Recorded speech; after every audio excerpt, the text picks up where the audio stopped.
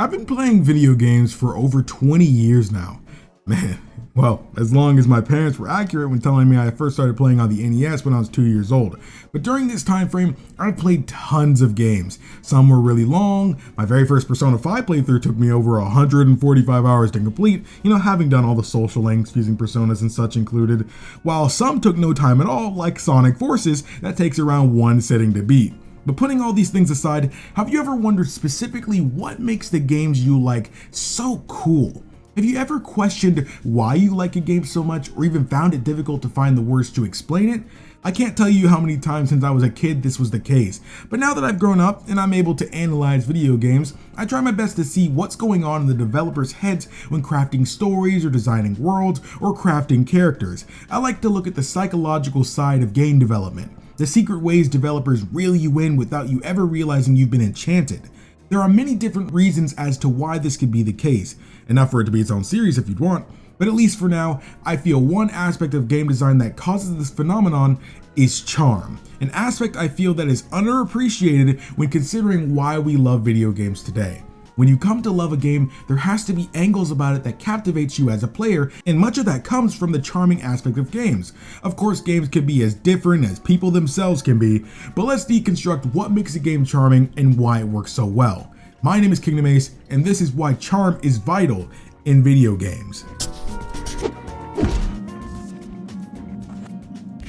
Video games come in all shapes and sizes, but when in early development, it's important that when establishing the framework and goal for the game, you have to ensure that there's going to be more than just one draw to a game. Sure, it's nice to have promotional mechanics to show off when talking about your game, but there needs to be more depth to what you're offering to where another game can't offer what you're offering. This is where common things like tropes and oversaturation come into play. Within a year, a ton of developers will try to release a game within a specific genre. Let's take platformers for example.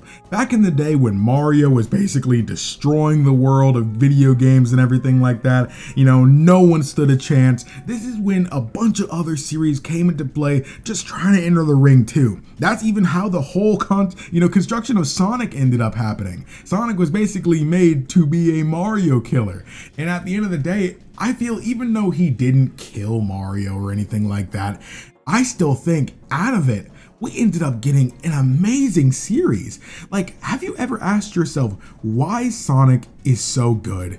And I feel at the end of the day, that is such a broad question because practically everybody that I just asked that question to will have a different answer for me. It could be because of the game they played or the show they watched and all this stuff. I grew up watching The Adventures of Sonic the Hedgehog, Sonic X, Sonic Underground, and all of these had very different Sonic the Hedgehogs. Of course, alongside playing games like Sonic Advance 1, 2, and 3, playing Sonic Adventure, these games like this all have practically completely different Sonics, but at the end of the day, they are all still him. And the main reason for that is the charm associated with the character. Regardless of how they end up writing Sonic, he has one thing about him that's consistent in every variation of the character, and that's his charming smile, dude. The smile and smirk that Sonic always has is what always makes him cool regardless of the situation he's in. Yeah, he may look a little stupid in this,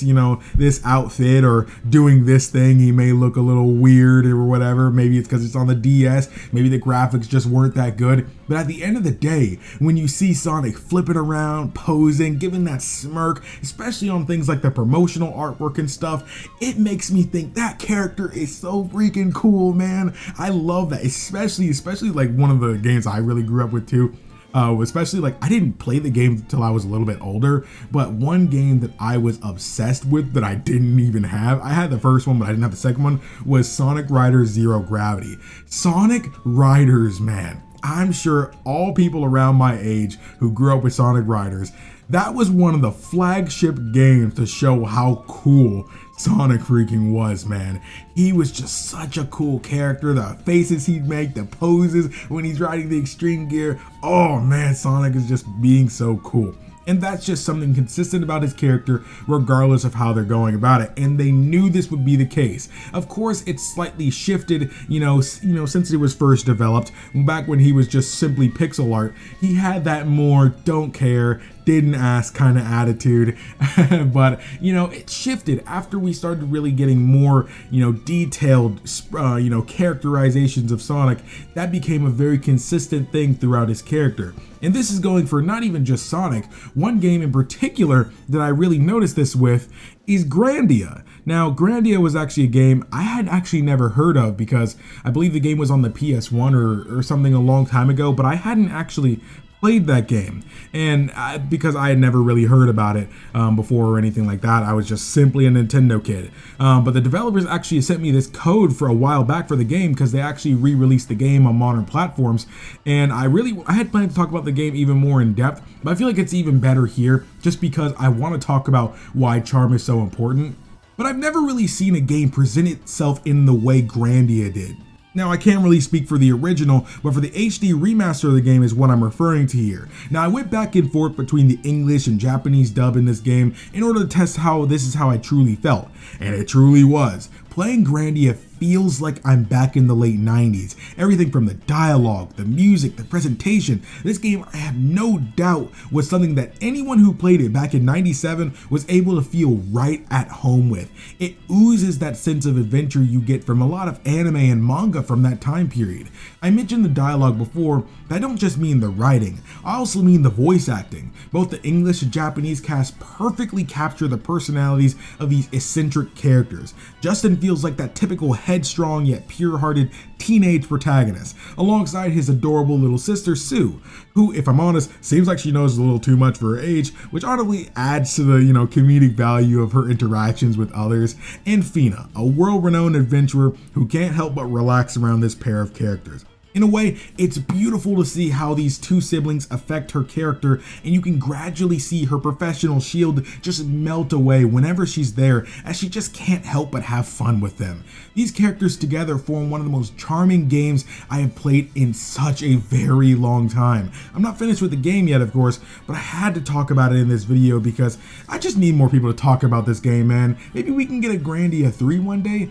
Who knows, but if you guys are able to, definitely support the developers on this game. I'm so glad they sent me a code to this game, because I might not have ever, checked the game out because I hadn't actually heard about it before. But shout out to you guys for sending me the game. I know it was a long time ago now, but I always planned on talking about it, and I really do appreciate you guys' generosity. I wasn't paid to say anything in this video. I just really wanted to talk about Grandia as well, because when I'm talking about charm in video games, this game was something that really stuck out to me, as well as, Sonic the Hedgehog. Those two things are honestly have some of the biggest charm aspects in anything I've played in a very, very long time. But the charm in Grandia makes that game. Taking a step back now though, since I'm a Square Enix junkie, I can redirect this by bringing up Final Fantasy, which has been around since 1987. Don't be fooled by the upcoming title only being Final Fantasy 16 after all these years. There are way more than just 16 of these games. Some have their own sequels, while whole spin-offs and their sequels exist as well. Some games even started off as Final Fantasy games in conception and became their own games, starting their own series, like my favorite game, Chrono Trigger. I always find a way to bring it up, don't I? Final Fantasy at this point has been around so long that most people know it by name, even if they have never played one. I know many who feel the need to play a Final Fantasy game simply because they feel the series is so iconic that they feel like a fake video game fan since they don't have one under their belt. While I think that notion is kind of silly, I can say that I understand how that feels. When a series has been around so long, it's hard for some not to be intrigued to see at least what this multiple decade old series is all about. As I think most would agree that a series must have some quality titles if it's lasted for 3 decades already and still gets new releases. However, I don't want it to be misunderstood that Final Fantasy's charm comes from its age when it's actually its impact over the RPG genre. There's still a major reason people pick Final Fantasy when wanting the JRPG experience. That comes from the universe of Final Fantasy itself. Normally I wouldn't use broad reasons such as those, but for this, it's created an exception for itself. Final Fantasy, despite many of its games being individual entries that can be played in any order you want, the world of Final Fantasy comes in many shapes and sizes. In some games, it can look medieval, with many of the world's people doing work by hand and neighborhoods looking like they were built by the individuals with the resources they found around them. while other Final Fantasy games can look extremely modern with whole cities resembling a giant machine or cars that transform into flight modes. But one constant throughout the universe of Final Fantasy is its ability to merge settings. This world is one where every individual builds what they have by hand, and seems medieval. But the world's soldiers get to their destinations by airship, and by the end of the game, we're somehow on the moon. This is something that only Final Fantasy has been able to merge. The fusion of all these kinds of settings create what Final Fantasy is, and while not everything the series does is original, it still accomplishes feats that only it can do. But when talking about settings and the visual design of games, it's not always about what simulates real life and what does and what's not. It's important that whatever you're creating benefits the style of your choice. Tons of shooters benefit from the realistic military approach, though in the long run it can make the genre saturated with black and gray military shooters. If you're going for an action game, the game has to do more than just play well. It has to look good while playing. Action games need combat that doesn't get repetitive, has depth for players to learn and improve while being accessible to those who can't perform those tasks. Players want to look good while slaying enemies. Setting the mood goes hand in hand with the charm. So upon generally just being good, players want to look good and feel good while playing. So much of this can be even handled by the little things. Having your character yell out endearing phrases while fighting can have players get more into the zone and embody the character. The sound design here is important, as I said with character phrases, but the sound of the battle itself is important too. The clashing of metal, the cries of defeated enemies, all of these things when coming together add to the charm of an action game. The cool swag of the character after defeating an enemy that seemed like a joke. It's so satisfying and charming to see. But yeah man, over the years with the release of thousands upon thousands of games, AAA and indie, people have begun to slowly but surely become more open to more whimsical ideas to visual design in games. A game with visual design that can even rival a Disney movie is an insane accomplishment. There have been games made with so many different styles that it's sad to think that we may not get to play all of them.